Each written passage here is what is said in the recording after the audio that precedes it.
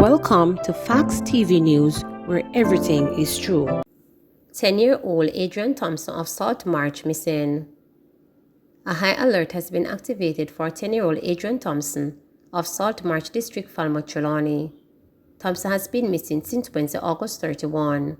He is of dark complexion, slim build, and is about 102 centimeters tall. Reports from the Falmouth police are that about 8 a.m., Thompson was last seen dressed in blue jeans and white shirt. He has not been heard from since. Anyone knowing the whereabouts of Adrian Thompson is asked to contact the Falmouth police at 876-954-3222, Police 119 emergency number, or the nearest police station. Update on Manslane after digging mom's grave. A 54-year-old man who returned to the island from England just over 3 weeks ago to bury his mother was shot to death by a lone gunman in Green Island, Hanover on Wednesday night, just hours after participating in the grave-digging exercise.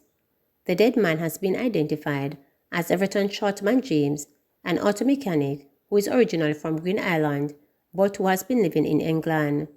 James returned to the island on August 26 to supervise the burial of his mother, Hortense James, who died after a protracted period of illness. According to reports, James was standing with relatives and friends at their family home in Green Island, where they were preparing for a wake.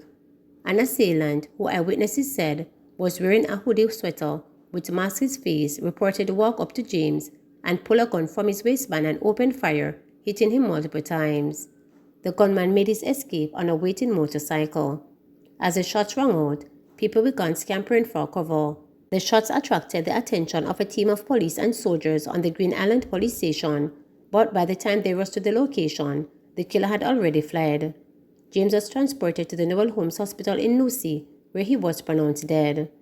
When reporters visited James' family home, Diane Tomlinson recalled her uncle as a kind and jovial individual who was always encouraging others to do good and make the best of their lives.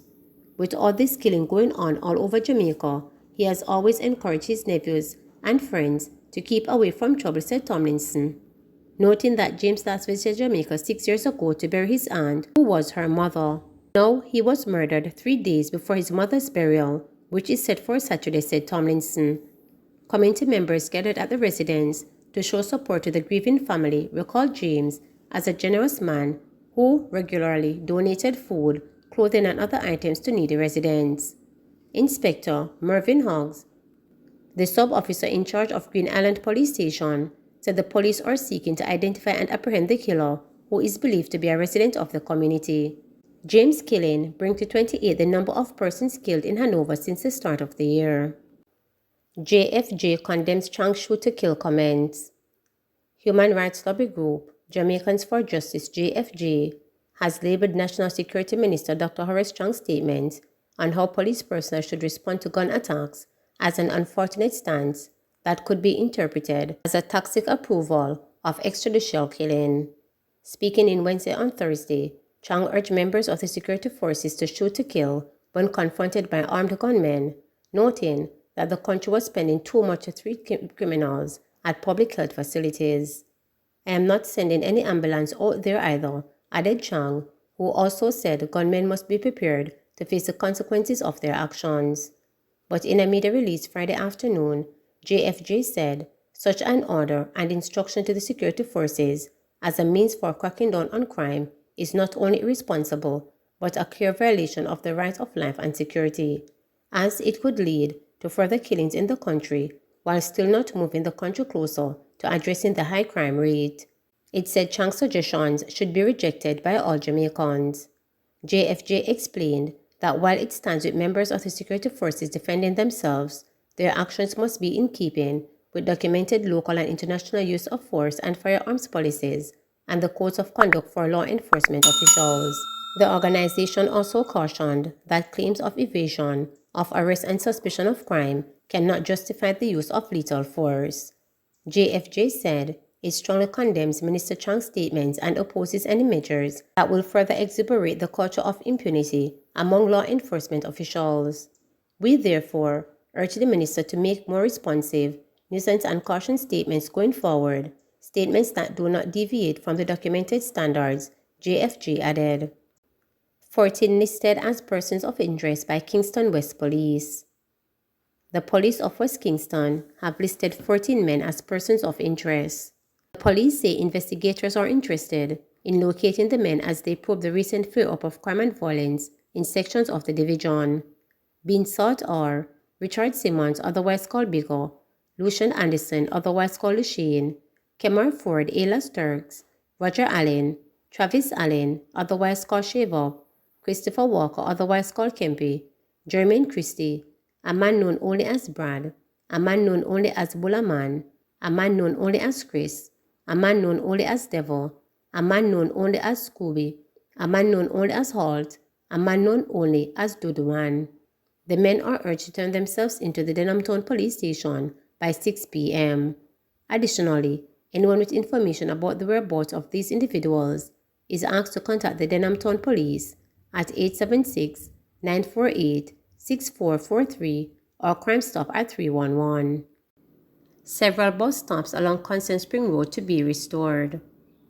Minister of Transport and Mining Audley Shaw has given an undertaking to restore several bus stops that were shifted during upgrading works along a section of the Constant Spring Road in St. Andrew. The affected areas cover the stretch between Manor Park and Phillips Hardware. Before the road was fixed, there were either 3 or 4 bus stops. The road was then fixed and the bus stops were moved, and now, when the buses are stopping, they're getting into trouble with the police. So, I have had to make the commitment that we need to put back the bus stops, he said. The minister was speaking during a ceremony to hand over 3 dialysis machines that were donated to the Spanish Town Hospital in St. Catherine by the Transport Authority in partnership with the National Health Fund NHF on Wednesday, September 14. Shaw said restoring the bus stops is necessary as public passenger vehicles coming from Stony Hill and surrounding communities with, among other people, students who attend this school in the vicinity will need to stop to let them off. Sometimes we in authority make errors too, and we must be honest enough to admit to these errors, the minister said. It can't be that the problems are always with our drivers and our conductors. Where the problems are the government, we must do something about it, and I'm making that commitment, he added. Meanwhile, Shaw commended the Transport Authority's inspectors who have been assisting students to get to school, citing their gesture as exemplifying and thoughtful and committed approach the government of Jamaica takes in care for its people. Manchester Custos rallied support for Census. Custos of Manchester Garfield Green is encouraging persons to participate in Jamaica's 15th Population and Housing Census, now underway. Data collection began on September 13 in all 14 parishes and will continue until December 2022. Speaking at a recent service at the Mandeville Seventh-day Adventist Church to mark the start of the census, Green urged residents of Manchester and all other parishes to cooperate as best as possible, be accessible, and give accurate information to the census takers. If you have bad dogs at home, tie them up and allow the census taker to come in, and if you're called on and you are having dinner, please answer them and give them a time it takes to do the questionnaire. Please cooperate, he urges. Green emphasized that the census is one of the most important and challenging tasks any country will undertake. As such, he added it is a process that must be done meticulously to ensure accuracy and dependability. I encourage all the census takers to do their work with pride and to meet its objective, Green said, noting that the information collected will be relied on for further socio-economic development and studies. Meanwhile, Northern Caribbean University President Professor Lincoln Edwards also encouraged Jamaicans to participate in the census. He noted that scholars at NCU and other universities throughout Jamaica rely on satin for data to develop theories and ideas and for their dissertations. The census is a count for the country population and provides social and demographic data, details of the housing stock, information at the community level, and an hard-to-count persons within the population. The exercise is conducted once every 10 years and counts everyone in the country. Jamaica's census was initially scheduled for 2021 but was delayed due to the COVID-19 pandemic. The last census was done in 2011. After decades, thousands of residents getting pipe water in western Westmoreland. Several communities in western Westmoreland that had been without piped water for between 30 and 60 years now have the precious commodity flowing through their taps. Member of Parliament for Westmoreland Western Moreland Wilson gave an update on the water situation in his constituency on Tuesday as he opened the 2022-2023 State of Constituency debate in the House of Representatives. During his contribution to the debate last year, Wilson revealed that 18 communities in the constituency lack regular portable water. One such community was Blackness, Wilson's hometown.